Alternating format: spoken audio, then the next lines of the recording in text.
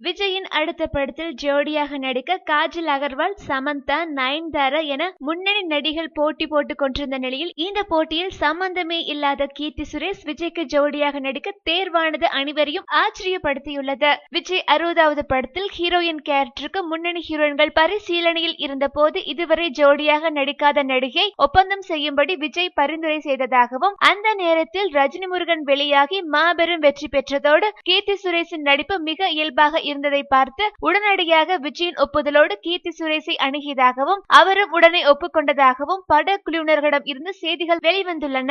ஒருவேளை ரஜினி முருகன் திரைப்படம் திட்டமிட்டபடி முன்பே ரிலீஸ் ஆகியிருந்தால் விஜய் 60வது பட வாய்ப்பு கீர்த்தி சுரேஷ்க்கு கிடைத்திருக்க வாய்ப்பு இல்லை என்றும், இந்த படம் தாமதமானது அவருக்கு கிடைத்த மிகப்பெரிய ஜாக்பாட் என்றும் கோலிவுட்டில் பரபரப்புடன் பேசப்பட்டு வருகின்றது. மேலும் சினிமா செய்திகளை உடனுக்குடன் தெரிந்து கொள்ள கீழே உள்ள சப்ஸ்கிரைப் பட்டனை அழுத்தவும்.